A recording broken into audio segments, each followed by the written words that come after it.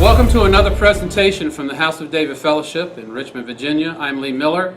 Today we're going to continue our study in the book of Acts. The last time that we gathered together we had a lot of material to cover and we just couldn't get it all done. That was the first part of Acts 21. Today we're going to do part 2, and at some future date we will do part 3. What happened was I thought I could get all the material in part 2, but by Tuesday of this week I was beginning to stress terribly, and by Wednesday I threw up my hands and said, this isn't happening. So what we're going to do, there's no necessity in me rushing through these presentations because this is a one-time thing. I'm going through Acts one time and I don't plan on going through it again. So we're going to take this section of Acts 21, build a foundation for the next part. So this is part 2. So let's get started. If you have a question, as you know, every slide has a slide number. So if you have a question about something in the presentation, just write down the slide number, and then we'll talk about it at the end. All right, on tap for today, we have a review of part 1, because it's been a while, so we've got to go over that. Part of that is the thousands or tens of thousands, and we're going to cover that briefly. We're going to deal with perpetrating the false narrative. This is a phrase that I think is happening, and I'm going to explain why. And then we get into the actual text we're going to cover today, which is Acts 21, and the section that I'm going to be addressing is 23-26, which I'm sure you all are familiar with, but that's the section that we're going to be looking at. And the question that I'm going to pose is, what do we need as people walking this walk? What do we need to understand to make a fair and balanced judgment about this subject? Sometimes it's so easy to just leap off the end of the bridge. And we got a lot of things working from our past. So this is why I put this question mark at the end of this sentence. What do we need to understand to give a fair and balanced judgment of this subject? All right, so let's get started. These are questions that you need to ask yourself. Didn't Christ come to fulfill the law? Well, yes and no. So we need to find out what happened with that. And we did cover this 3 months ago, but I will review it a tad. What about Hebrews 10? If you're going to talk about the sacrificial system, you have to talk about Hebrews 10. Ezekiel's temple, is that the millennial temple? A lot of discussion about that. And what do the prophets say is required for Gentiles? That's what most of us are. What do they say is required for us to attach ourselves to Israel? Here's a good question. We'll sing it later. The Torah will go forth. What does that mean? And what's dispensational premillennialism? Are all of you in that camp? You need to know, because I think you all are. So we'll deal with it. Finally, what we're going to deal with in detail today is going to be the history of the way in Acts, because most, if not all of you, have come out of a previous religious experience that was not worshiping Satan. Okay? You've had other religious experiences. So, we'll call it church. And I'm going to be going through the history of this, and I'm going to bring out passages that you've read, but I'm going to ask you what are the implications of what's being said. And then you're going to need to answer that to determine where you are. All right? So let's get started. The first thing was the word of the day. Thousands or tens of thousands.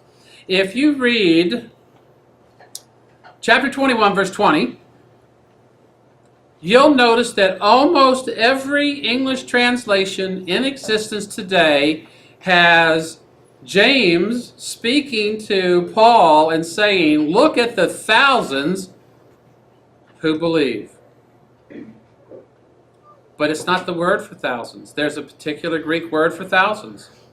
And in every place in the New Testament where the word is thousands, they translate it into thousands. But there are other places where there's different words, and that's not the word here. So if you stay with the English translation, you're going to come away with, wow, certainly wasn't a lot of Jews that accepted Yeshua as being the appointed one, the Messiah. But if you go with what the text actually says, you're going to say, wow, tens of thousands had accepted Yeshua as the Messiah. It's completely different. Thousands, tens of thousands, and it's all plural. Now I'll tell you what the problem is, in my mind. There's a myth that the Jews rejected Yeshua in the first century, but it's not true. If you translate it into English as thousands, you could make your case. But that's not what the text says. And I've looked at every argument that I've been able to find about why Luke got that wrong, and that boat just does not float. Here's what I think is more accurate.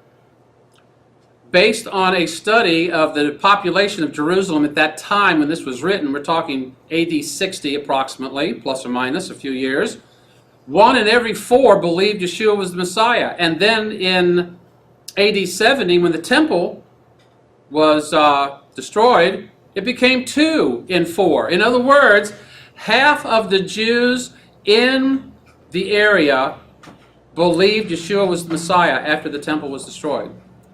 So, having that English word, there are thousands who believe, is just not accurate, and it's not what the text says. So we need to, in your own way, hold the people accountable who are making these translations from their bias, because the whole idea of creating the new religion called Christianity was that the Jews didn't want it.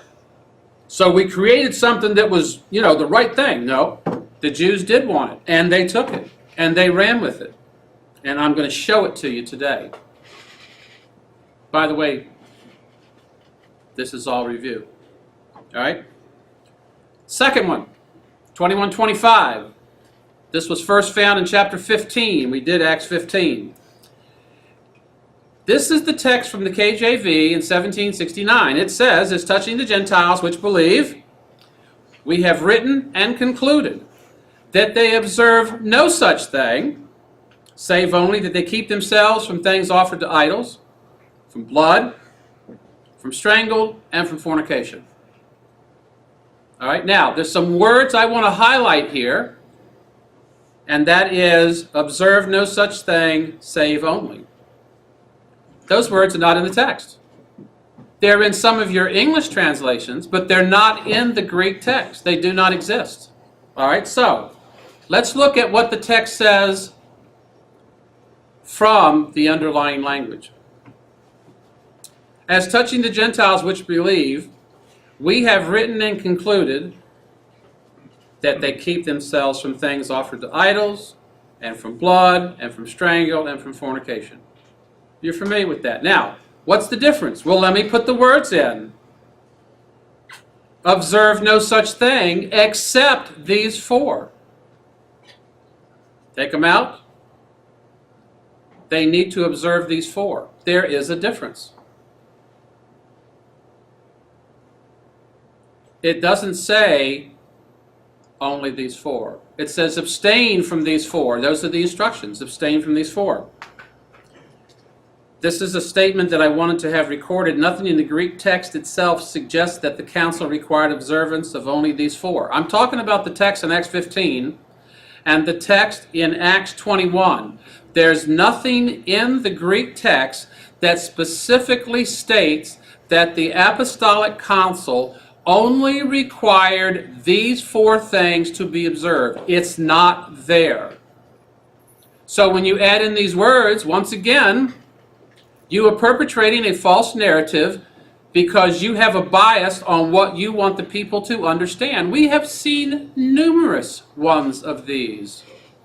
And my favorite one is Colossians 2:17, where the verb says, the verb is in present tense, but the NIV translates it as past tense, so that when you're reading it, the festivals, new moons, and Sabbaths were shadows of things to come. That's not what the text says. It says they 30 years after the ascension, the festivals, new moons, and Sabbaths are shadows of things to come. So depending on your translation of choice, when you're reading the English, it's important to know that sometimes you cannot trust what it says. And if you do, you can pretty much guarantee yourself of getting into trouble. We've been exposing it for 7 years. All right. Now, there is one way that you can translate this text the way that I just showed you. If you come to the text, you're picking up the book of Acts. Maybe you've been in whatever religion that you've been in for whatever amount of time you've been in it. And you've been told that, the Gentiles only have to do these 4 things.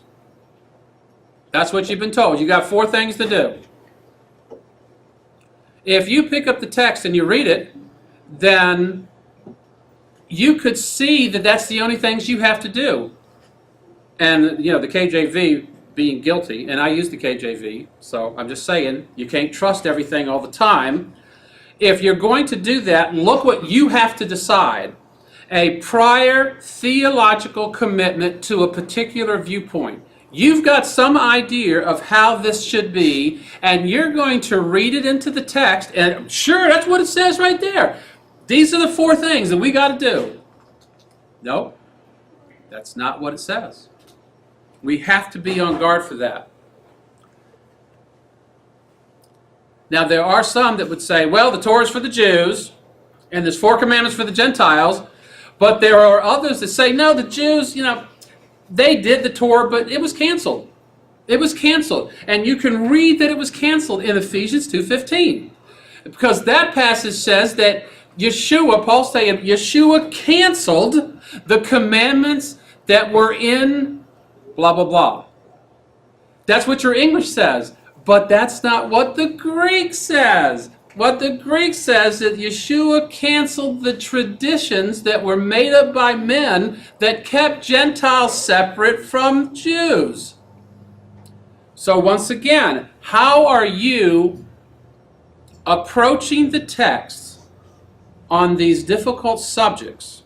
And I have a note here. I know it's small. This is for me. The 4 commandments for the Gentiles, did you know that they were done away with too? In the Augsburg Confession, Article 28, section number 65, in the year 1530, this is posted on my website, it states that nobody keeps these anymore. They were just done just for a while until the Jews could get their act together. So we ain't got to do this anymore. So I'm not even going to address that. I'm just saying, because we have baggage that has not been checked at the gate, we bring it in to the tent, and then we run certain things through it, and then we go, well, I'm not getting this. I'm just saying, this is something to be careful about. All right. Once again, we find that our perception of what was actually transpiring in the accounts of Acts depends not so much on what the text says, as it depends on what we already believe about the earliest Messianic community. For example, do you think that the church was formed in Acts 2? If you think that's true, then you're going to read it that way, and I'm going to show you what that looks like in a second. And this is a question I'm leaving with you. How often do biased English translations that read into the text a theological editorial committee's doctrine, how does that impact us? We just saw it. Rick was just bringing out in the Torah portion, and I don't know if you did any New Testament stuff, but at least in the Torah portion, they put these little headers in. Sometimes those headers are not as accurate as they could be. And they're not in the text of any text. They're not there. It's just the editorial committee said, I'm going to help out my people, and I'm going to tell them what's coming next. And I appreciate their heart. But sometimes it's not on point. You are responsible for what you read. And for most of us, what we believe about the earliest Messianic community is not a reflection of what actually happened, but rather the importation of what we have experienced in our previous religious experiences. I'm going to read you today quotes that I'd be willing to bet real money you've already read. And then I'm going to ask you about the implication of those texts. And did you think it through further than just what was said? Because I know I don't think about all texts that way. I read fast. And I even skip things. That's not good for study. Just saying. We have been taught that the earliest community that followed the Messiah became Christian and stopped being Jewish. How many times have we heard that? All right, so what does that mean? That means that the community in the first century looks like what people experience in the church today. Really? See, I would counter that with okay, let's look and see what they did in the first century, and now let's look at your church and see if you could even find it in the scriptures. That would be my counter. Of course, I'd probably offend the person asking that question, but that would be what I would say. Therefore, we read into the text what we believe to be true, and the result is a complete misunderstanding of the record of Acts. That is where I believe that a lot of people are. All right, now look at this. Acts 2. It's either the Roman Catholic Church or the Protestant Christian Church, because that's basically the two. There's a few little things that are off of that, but those are the two key ones. Was it formed in Acts 2, really? I can show you commentary after commentary. You read chapter 1, and then you turn the page to chapter 2, and it goes, the birth of the church. There you go. So if you come into the text, oh, look at that, we were born in Acts 2. Oh, this is wonderful. Good luck reading the rest of the text. And I'm not talking to you specifically. I'm talking to those who are just coming out because their eyes have just been opened, they've just heard the call, and they're going to get pounded with these things, and you need to know. You need to know. How many times have you heard, and this has always mystified me, Paul was the first Christian. In chapter 9, he converted to Christianity. Really? I got a number of questions about that.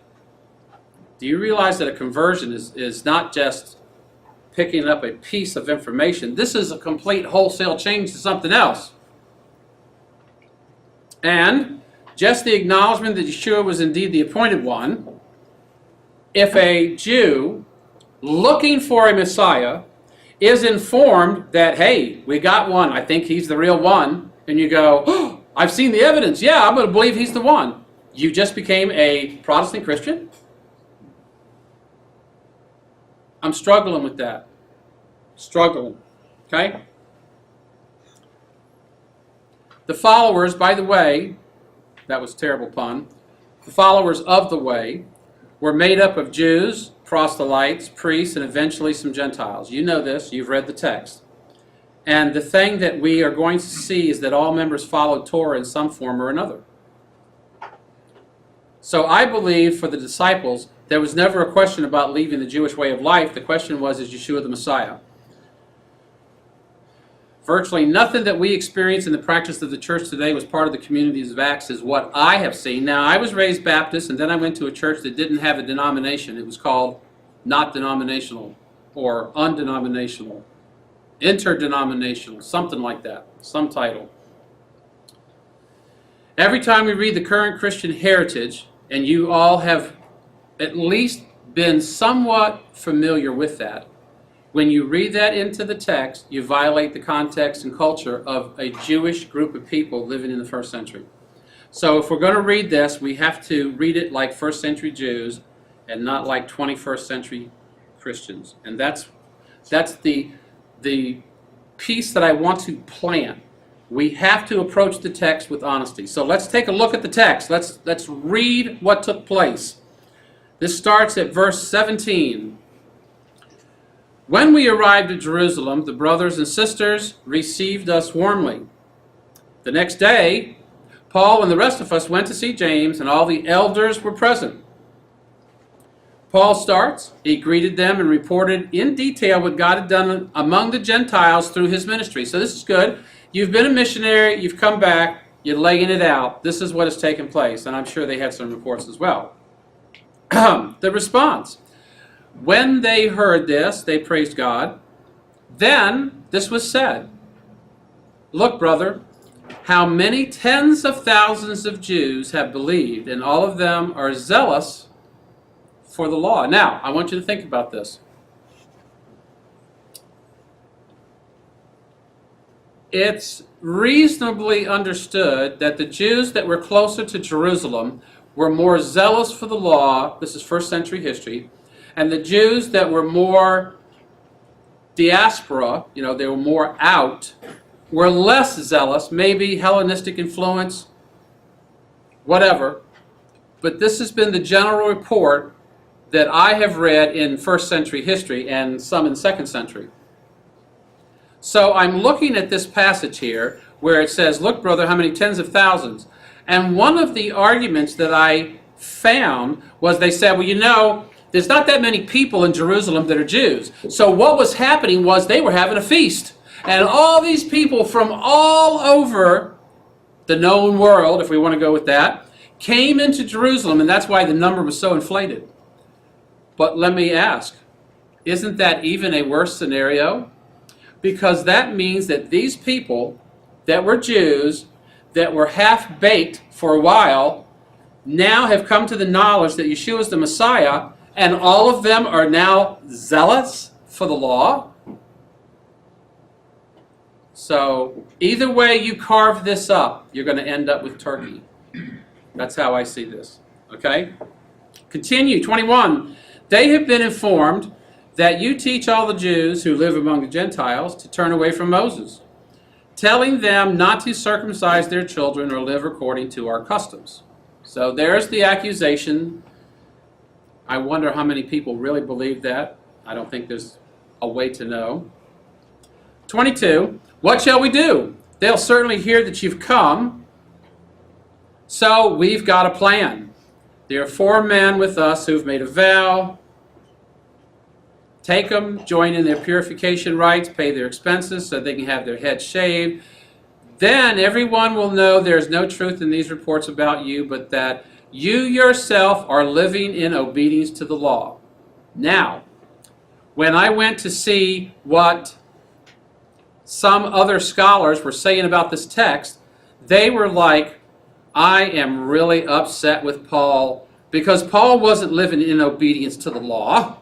The law had been done away with. There was no obedience to the law. So why would Paul ever agree to do with this, knowing that he was lying?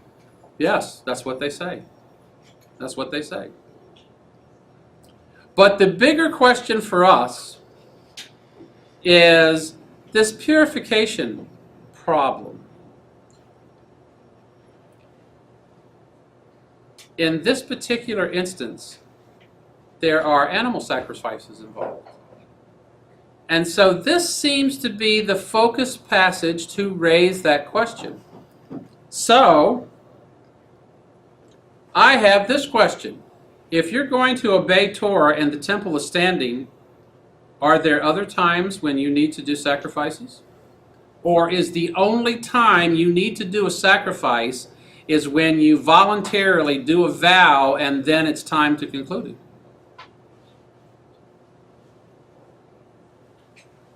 All right. As I said, there are some things that we need to know to be able to address this. So, let's just start. These are going to be covered in more detail in part 3, but at least I'm going to set the stage for what we're going to do. The first one is, didn't Christ come to fulfill the law? All right, here's the thing. The verb for fulfill has 2 voices, and the voice is the answer to this question. If you read the voice as passive, then you read it that Christ came to fulfill the law just like he came to fulfill this prophecy, and he came to fulfill this prophecy, of which there's numerous examples of that. And so if a person is going to fulfill a prophecy, in doing this he fulfilled the prophecy of so-and-so, well, then he came and he was perfect.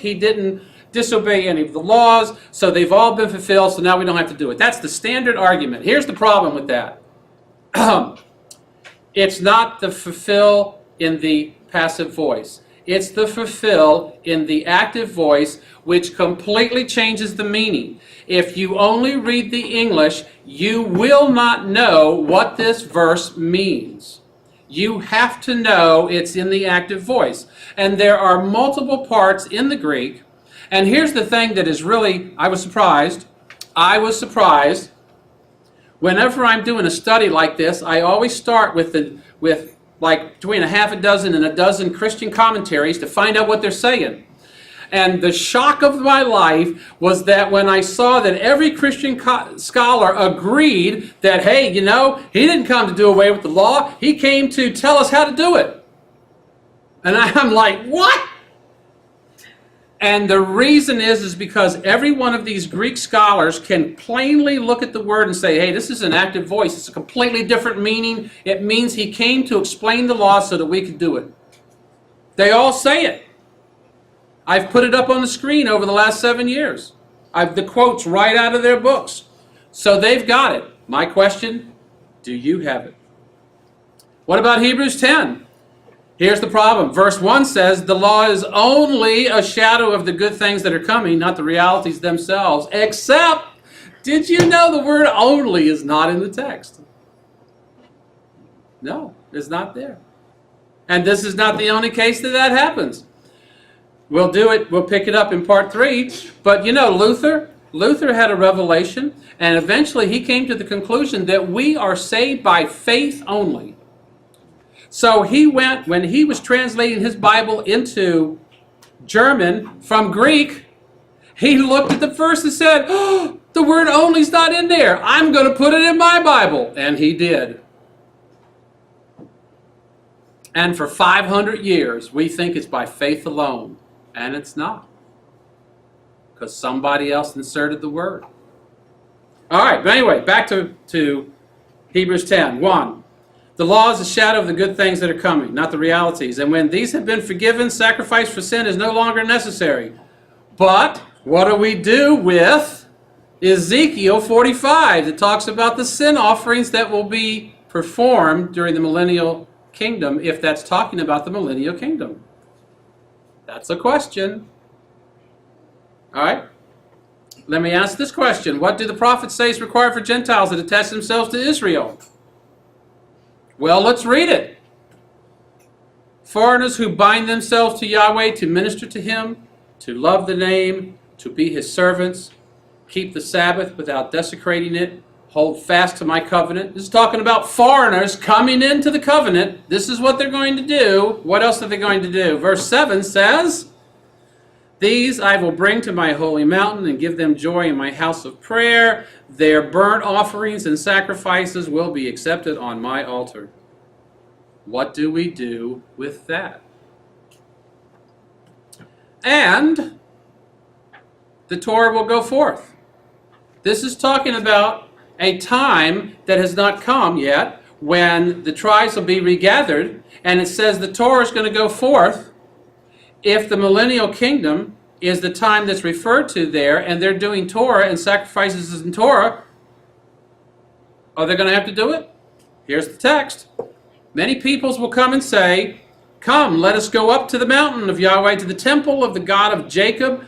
He will teach us his ways so that we may walk in his paths. The Torah will go forth from Zion, the word of Yahweh from Jerusalem.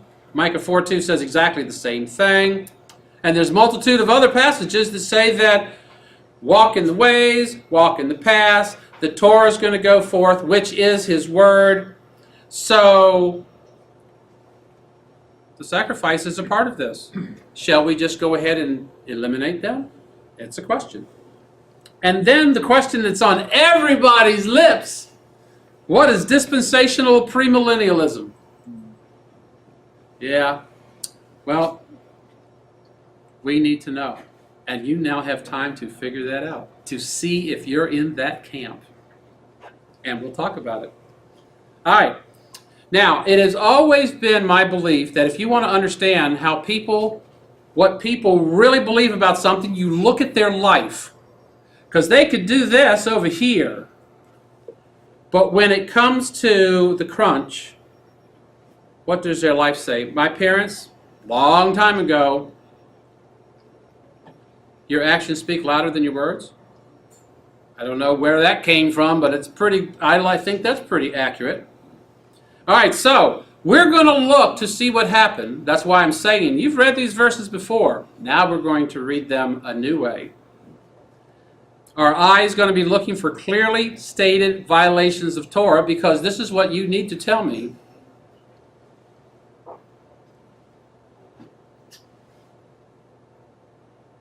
These people, if they are treating the Torah as done away with, certainly it would show up somewhere, wouldn't it?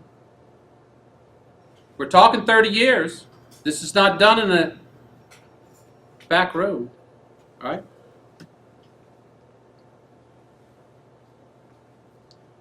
And as I said before, is this really the first time that sacrifices are considered in Torah? All right, let's go. When did the disciples quit following it? How about this feast? This is chapter 2. They met. Did you know that there are sacrifices associated with this feast? 2:46, every day. That means after the feast was over, they continued to meet together in the temple courts. They were going to the temple. 2:47. This is the verse right after that. They broke bread in their homes, ate together with glad and sincere hearts, praising God. And that's usually where we stop. But there is another part to that verse, and look what it says. They were enjoying the favor of all the people. Now these people are Jewish. These are the people who have come. As you know, it is a commandment for all the men to appear 3 times. This is one of them. So they're all there. And so this is taking place, and they're saying that they are enjoying the favor of the people. Now here's my question. If the new believers had been breaking the Jewish religious laws at this point, would they have been welcome at the temple? And would they have enjoyed the favor of the other Jews if they were already, hey, listen, people, this has all been done away with. You ain't got to do anything anymore. And the Jews are going to go, all the Jews and all the religious leaders are going to go, yeah! I don't see that. I don't see that. How about chapter 5? We're familiar with the story. Right after this story, it says, the apostles performed many signs and wonders among the people, and all the believers used to meet together here, which is associated with the temple, the eastern side. So they're still going to the temple. Interesting.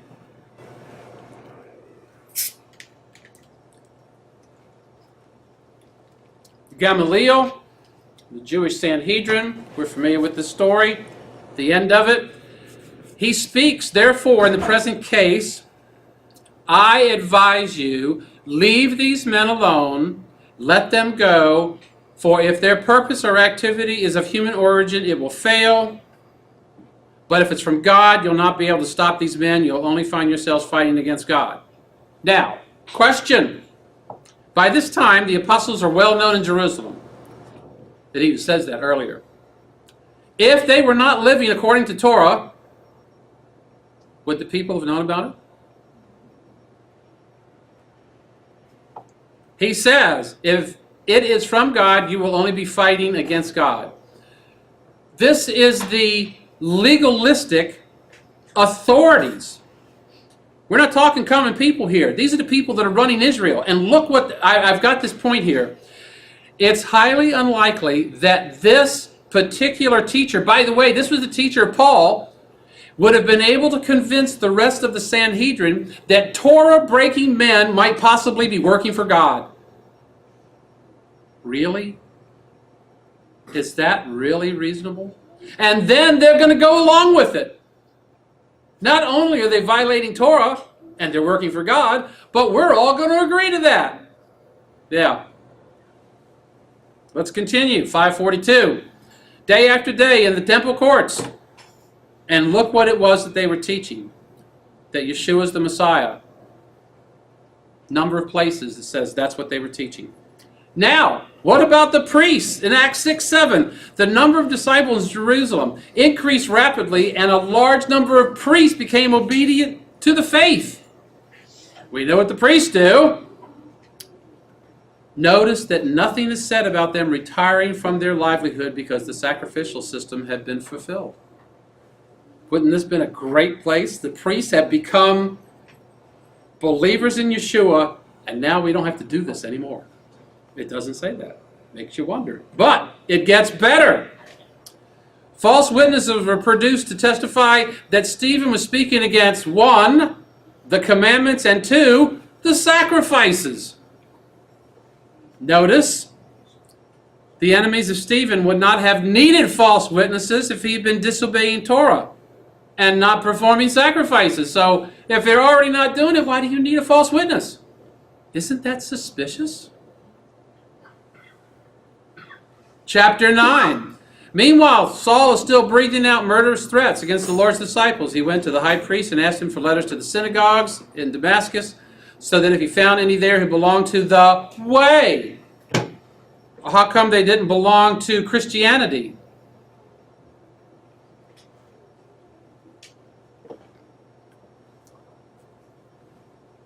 And notice where they were still meeting years later. In the synagogues. Acts 19, Paul, this is, like I said, this is quick overview, jumping over a lot of scriptures. Paul entered the synagogue, spoke boldly there for 3 months, arguing persuasively about the kingdom of God. Verse 9, some of them became obstinate, they refused to believe, and publicly maligned the Christians. Except it doesn't say that. So Paul left. He took the disciples with him and had discussions daily in the lecture hall of Tyrannus, which, by the way, is an archaeological find. Just mentioning. And verse 10 says this went on for 2 years. So, if Paul is teaching that the commandments have been done away with, do you really think they would have quietly come and gone and nothing was ever said about it in this text or in any history of the first century? Nobody ever mentioned that happening. Isn't that suspicious? Chapter 20. But we sailed from Philippi after the Feast of Unleavened Bread, and 5 days later joined the others. It seems to me that if Paul and his companions had not kept it, Luke could have easily added a clarifying phrase like, which we no longer observe. But it's not there. I mean, we're talking, this is 30 years after the ascension when this is taking place, and could be a few more years down the road when it's actually being written. If they're not keeping it, wouldn't it be nice that if he could have said, oh, that we're no longer observing? He didn't. We know the resurrection. We know this because we've studied the Gospels. Talks about Yeshua's death, resurrection, ascension. We know a little bit about that chronology. And we know that the resurrection took place during the Feast of Unleavened Bread. I find it significant that Luke did not write, we sailed from Philippi a few days after Easter. It's not there. Acts 23. At this, the high priest, Ananias, ordered those standing near Paul to strike him on the mouth. Paul says to him, God will strike you, you whitewashed wall. You sit there to judge me according to the law, yet you yourself violate the law by commanding that I be struck. And then a guy taps him on the shoulder and says, yo, how dare you insult God's high priest? What does Paul say? Oops. No, he says, I did not realize he was the high priest, because it's written in the law of Moses, do not speak evil about the ruler of your people. Oh, is this another commandment we're supposed to keep and nobody told me about it? Why is he referring to the law if it's been done away with? We only got 4 to do. This ain't one of them. Just asking. Paul implies that he would not have disobeyed the Torah if he had known. 23. There was a great uproar. Some of the teachers of the law, who were Pharisees, stood up and argued vigorously. We find nothing wrong with this man. Really? I find it doubtful the teachers of the law Pharisees would say that about a man who had taught that following the teachings of Moses had been done away with. Real struggle with that. Acts 24. We have found this man to be a troublemaker, stirring up riots among the Jews all over the world. He is a ringleader of the Nazarene sect.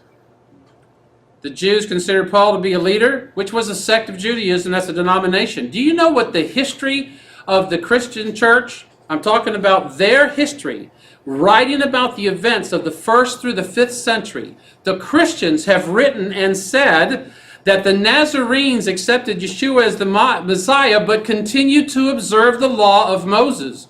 This is not something we wrote. This is not something the rabbis wrote. This is what the early church fathers wrote about the Nazarene sect that Paul was a leader of. How come nobody ever told me that?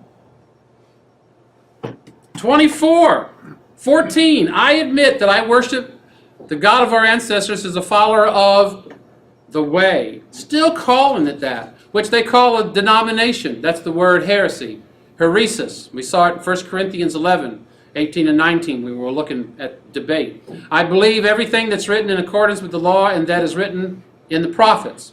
Now look what Paul is admitting. Follower of the way, the Nazarene sect. He didn't say that he had converted to Christianity. If there was ever an appropriate time and you're on trial for your life, would this not be a great place to tell people what's really happened?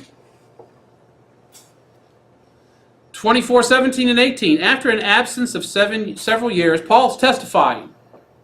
I came to Jerusalem to bring my people gifts for the poor and to present offerings. True. I was ceremonially clean when they found me in the temple. And how do you do that? Paul describes himself as ceremonially clean according to the Torah. Paul evidently was not afraid to comply with those instructions. This had nothing to do with the other guys. This was just being able to go to the temple. Let's move to 26. The Jewish people all know the way I have lived ever since I was a child. From the beginning of my life in my own country and also in Jerusalem, which the span that we're interested in is 30 years. So he's saying in his defense, the Jewish people know how I live my life. And it's been the same ever since I was a kid. We know he was raised as a Pharisee, right? He was taught by the leading Pharisee religious leader in the history of the 1st century. I mean, if you read the rabbinical writings, when Gamaliel died, they said the Torah died. I mean, they really had high respect for this guy. That's Paul's teacher. He's lived the same way ever since he was a child. Now look what he says. That's not enough. I mean, that's good, but that's not enough. Look at what he says next. They have known me for a long time and can testify, if they are willing, that I conform to the strictest sect of our religion, living as a Pharisee. And it wasn't that far back, I'm going to say 23 maybe, where he said, I am a Pharisee, of which I've read a number of commentators who said he really meant to say I was a Pharisee. Another verb change. Yeah, let's go past tense here so we can propagate our false narrative. Look at another word I highlighted here, our religion. Notice this is what he could have said, that I conform to the strictest sect of their religion. But he didn't say that. He included himself with Pharisaic understanding of how to walk. Right here. And this is not the first time. So, my thought is, apparently Paul's behavior had been fairly consistent. If we take his words, if he's not living as a Pharisee, then what he said about being a Pharisee would have been a lie. If he's not living as a Pharisee, it would be a lie to say I'm living as a Pharisee and that I am a Pharisee and I'm following the way the Pharisees walk. Now, what did he say? These people, if they were willing, could testify. So here's my question. Is it unlikely that Paul would have invited Jews to verify that he lived as a Pharisee if he wasn't living as one? Really? We're not done. Acts 26. 19. So then, King Agrippa, I was not disobedient to the vision from heaven, still testifying, first to those in Damascus, then to those in Jerusalem, and in all Judea, and finally to the Gentiles. So that like covers everybody, right? That pretty much got everybody. I preached what? I'm testifying about my life. What did I preach about? You need to repent, turn to God, and demonstrate repentance by deeds. You know who this sounds like? James, not Paul. All right, let's take a look at these three. What is repent? You got to look inward. You have to make a decision. 2, turn to God is a Hebraic definition. It means to return to Torah. What did Yeshua, as soon as he came out of the desert, I think this is Matthew 4, could be 3. What was the first thing recorded by Matthew out of his mouth? Repent, for the kingdom is near. All right, turn to God, return to the Torah, and demonstrate, which means to prove your return to Torah. How? By actually doing the instructions that are found in Torah. But now you would say, okay, well, he's talking about the Jews. But here's the problem. He says that I told the Gentiles to do this. He is testifying that his ministry for X number of years, 30 plus or minus, is that I was teaching Gentiles to repent, return to Torah, and demonstrate it by doing the requirements that are listed in Torah. That's what the text is saying. That's the first century culture and context in the setting in which he is testifying about his life. But he's not through yet. Look what else he adds to this. I pray God that not only you, but all who are listening to me today may become what I am, except for the chains. Now, let's look at this prayer. He's asking that not everyone just become a believer of the way sect, but they become a believer just like Paul himself. So this begs the question. Apparently, Paul believed that he was an appropriate role model for all believers, whether Jews or Gentiles. But what do you do with 1 Corinthians 9, 20 and 21? When I'm with the Jews, I live as a Jew, and when I'm with the Gentiles, I live as the Gentile. Maybe we haven't understood what he meant correctly there, because that disagrees with this. We went through this recently. 1 Corinthians 4, Paul writes, I urge you to imitate me. This was written to Gentiles, not Jews.